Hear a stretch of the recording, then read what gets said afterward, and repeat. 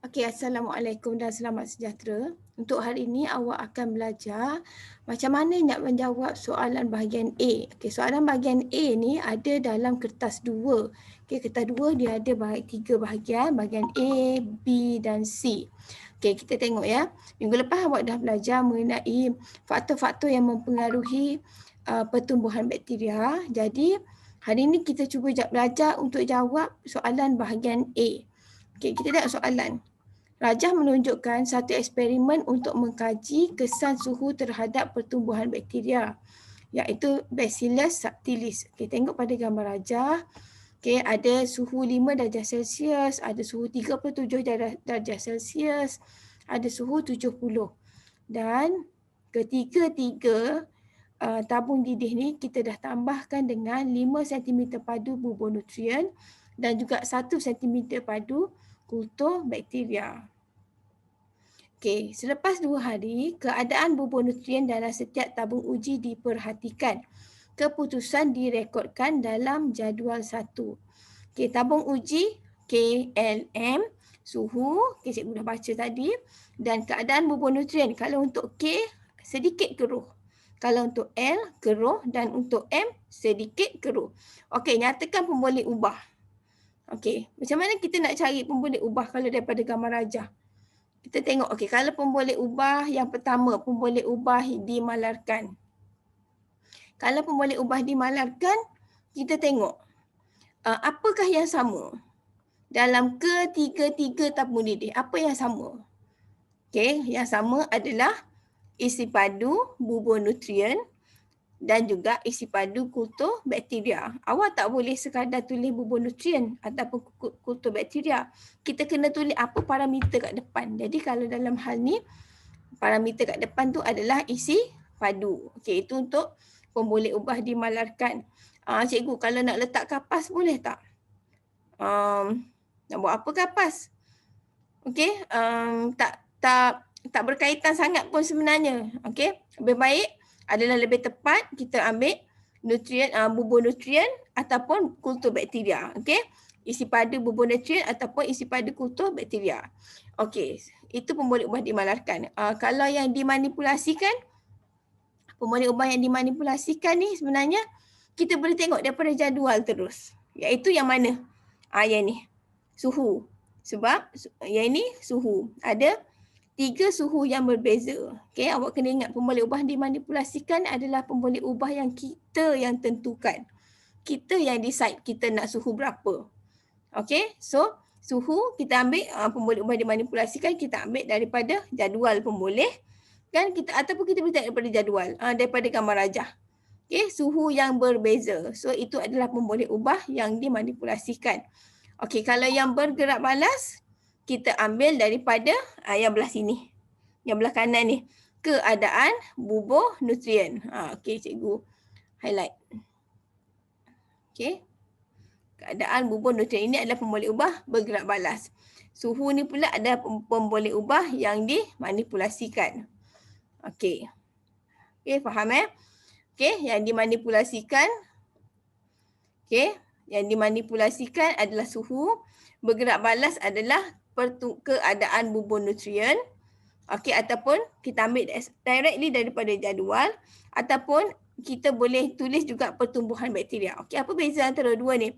Keadaan bubur nutrien adalah pemboleh ubah yang boleh nampak. Kita boleh nampak daripada hasil eksperimen kita. Pertumbuhan bakteria ni adalah pemboleh ubah yang tak boleh nampak. Betul-betul, dua-dua betul. Okey? Okey, dari segi dimalarkan adalah bubur nutrien. Tapi macam cikgu cakap tadi, awak kena tulis isi padu bubur nutrien. Okey, ataupun isi padu kultur bakteria. Ataupun satu lagi jenis bakteria. Maksudnya, katalah kita kalau bakteria ni yang kita tengok ni kat soalan. Pertumbuhan bakteria, Bacillus subtilis. Maksudnya, dalam ketiga-tiga tabung didih ni, kita menggunakan bakteria yang sama. Tak bolehlah yang ni kita guna Bacillus subtilis, yang ni kita guna E. coli, yang ini kita guna Staphylococcus. Tak boleh. Mesti bakteria yang sama. Kenapa tak boleh, cikgu? Tak boleh ke kita guna bakteria yang berbeza? Kalau kita guna bakteria yang berbeza, nanti dia kadar pertumbuhan dia tu tak sama. Jadi macam mana kita nak nampak kesan suhu kalau bakteria pun berlainan, okey? Jadi kita nak buat eksperimen ni, kita nak kaji satu faktor, faktor lain mesti dimalarkan. Okey, hipotesis. Okey? Nyatakan hipotesis bagi eksperimen ini. Tengok. Okey, kalau macam kes yang ini, hipotesis ni kita boleh buat dua. Satu jika maka, satu lagi semakin-semakin. Okey, dalam hal ni kita boleh buat ayat semakin-semakin. Semakin tinggi suhu sehingga suhu optimum, semakin tinggi pertumbuhan bakteria. Maksudnya, boleh tak kita kata semakin tinggi? Kita tak guna perkataan suhu sehingga suhu optimum. Tak boleh. Sebab bila suhu 70, sedikit keruh je, tak ada pun pertumbuhan tu tinggi. Jadi dia hanya akan semakin tinggi sehingga suhu optimum je, iaitu 37. Okey, jadi semakin tinggi sehingga suhu optimum, semakin tinggi pertumbuhan bakteria. Jadi, okey cikgu, kalau nak guna jika maka, boleh. Jika suhu 37 darjah Celsius digunakan, maka keadaan bubur nutrien adalah keruh. Kalau nak guna jika maka. Jika suhu 70 darjah Celsius digunakan, maka keadaan bubur nutrien adalah sedikit keruh. Cikgu kalau nak guna pertumbuhan bakteria, okey, kita buat jika suhu 5 darjah Celsius digunakan, maka pertumbuhan bakteria adalah rendah. Okey, boleh Okey, kita pergi pemerhatian. Pemerhatian kita ambil sahaja daripada jadual. So jadual, awak nak pilih yang mana? Okey, yang jawapan ni dia pilih tabung uji L. So, okey, keadaan bubur nutrien dalam tabung uji L lebih keruh daripada tabung uji yang lain. Jadi mesti ada ayat yang menunjukkan perbandingan. Okey, kita nampak yang L ni dia yang keruh, yang lain sedikit keruh. Jadi kita cakaplah yang L tu dia lebih keruh daripada tabung uji yang lain. Ingat pemerhatian kena ada perbandingan. Okey, inference. Inference ni adalah sebab. Okey, jadi okey, ini sekejap ini highlight. Okey. Okey, yang cikgu highlight ini adalah pemerhatian. Sebab dia adalah kerana suhu 37 darjah Celsius merupakan suhu optimum untuk pertumbuhan bakteria. Jadi, inference ni adalah pemerhatian dan sebab. Pemerhatian ni kita ambil daripada ayat atas.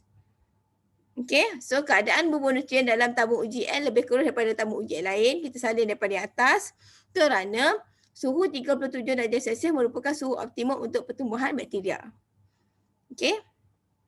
Okey, yang seterusnya, yang E, nyatakan definisi secara operasi bagi bakteria. Jadi awak kena ingat, definisi secara operasi kita bagi DSO ni, dia mestilah kita buat tengok ayat yang depan. Dia kata bagi bakteria. So bakteria ni tulis kat depan.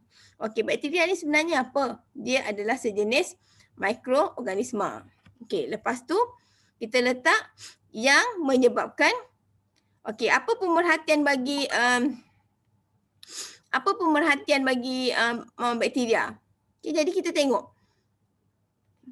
Ni keruh sama ada sedikit ataupun banyak. Jadi kenapa bubur nutrien ni dikeruh? Sebab tumbuhnya bakteria, sejenis mikroorganisma. Jadi kita cakap bakteria ialah mikroorganisma yang menyebabkan keadaan bubur nutrien menjadi keruh. Macam tu.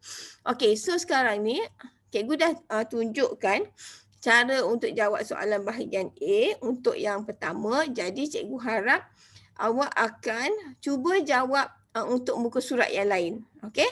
Okey, terima kasih. Assalamualaikum dan selamat sejahtera.